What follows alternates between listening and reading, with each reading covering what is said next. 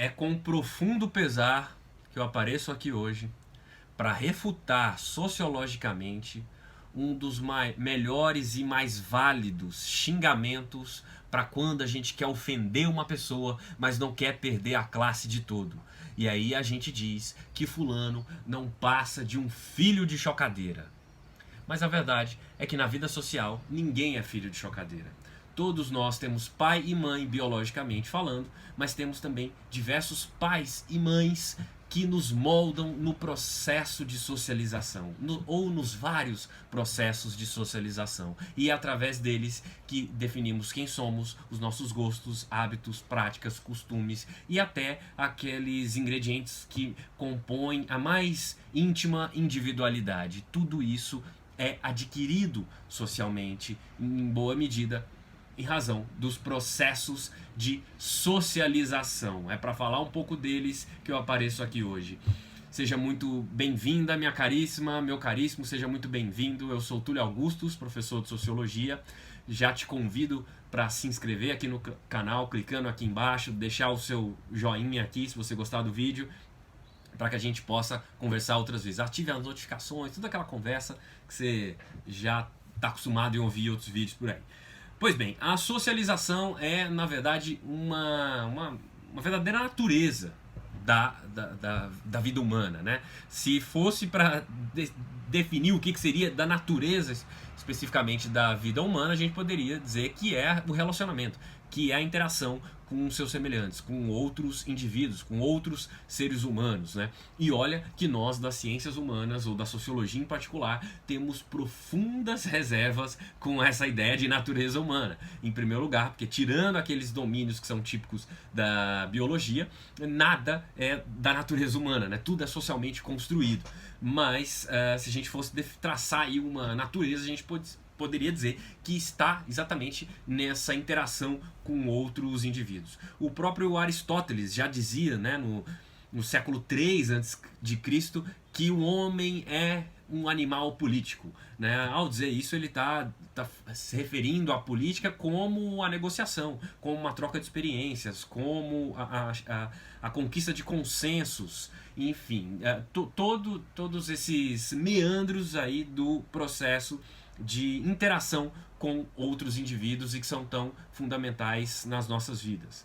A bem da verdade, as formas de socialização, os processos de socialização, eles estão conosco desde o nosso primeiríssimo dia de vida e até o nosso último suspiro, né?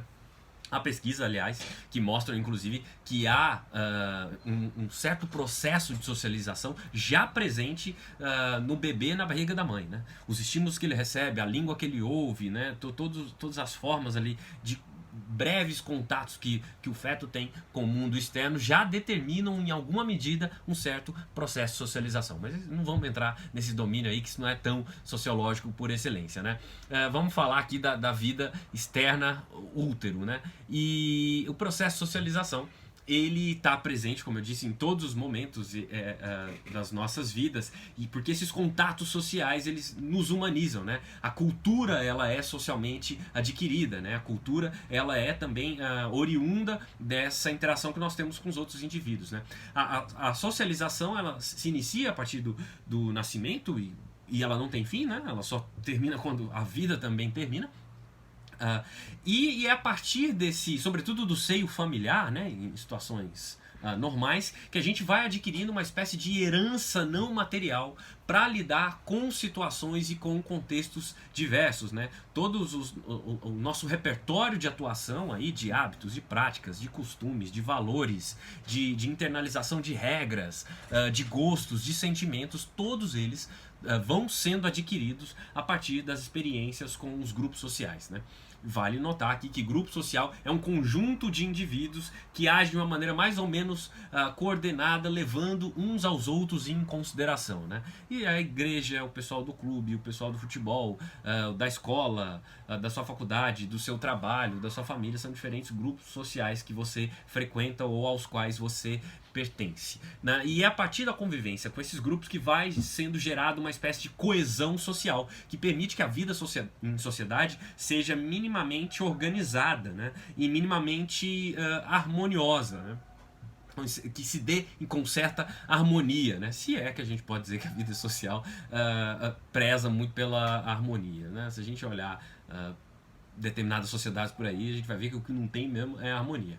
Mas enfim, a ideia é essa, e as relações sociais que nós mantemos aí nos diversos grupos sociais aos quais nós pertencemos, são elas que nos dão, que nos permitem absorver os símbolos, as formas de expressão, os costumes, as regras, né? Então os contatos sociais, eles estão na verdadeira origem da vida social. É através deles que nós criamos laços de amizade, de absorção de valores, de identidade, e por aí vai. A gente pode definir esses contatos sociais de 3 tipos básicos.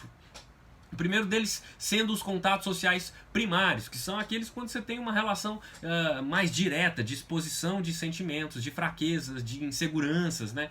De expressão de intimidade mesmo. Isso, a rigor, se dá no ambiente familiar, né? Ou com amigos mais próximos e mais íntimos. O segundo, a segunda forma de contato seriam os contatos secundários, que seriam aqueles que você mantém aí com um frentista, que você para abastecer o posto, com a pessoa para quem você pede uma informação na rua, com o vendedor no balcão de uma loja, aqui que você mantém um certo nível de impessoalidade ou de formalidade, com as posturas de menos intimidade e de maior equilíbrio, né? E o terceiro a terceira dessas formas de contato social seriam os contatos intermediários, que mesclam essas duas dimensões aí. Você tem um misto de coloquialidade com um misto de formalidade, né?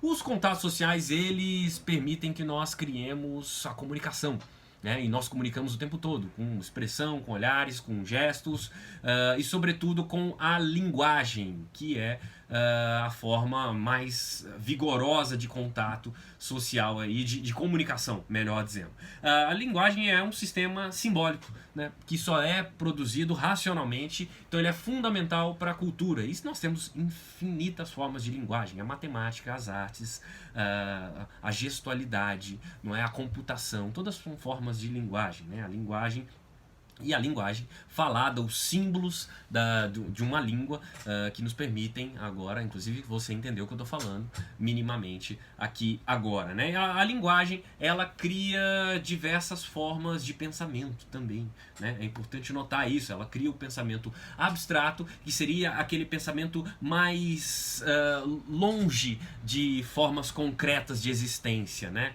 Que é quando você cria noções, conceituações, apreensões gerais de algo mais distante da sua existência concreta. E o pensamento mais concreto, que seria aquele mais referenciado em um objeto específico ou numa existência real concreta, né? Para o pensamento abstrato, que é o que interessa para nós das ciências humanas, em geral, a linguagem, essa da qual nós estamos falando e por meio da qual nós estamos aqui nos comunicando, ela se apresenta como uma condição necessária, porque ela exige que o indivíduo transcenda o vivido e constitua um mundo de ideias. É o típico caso de viagem que nós nas ciências humanas adoramos, não é verdade? Se você gostou desse vídeo, trate de deixar o seu like, de se inscrever no canal, de aparecer aqui mais vezes para conversas como essa. Fico por aqui, abraço e até a próxima.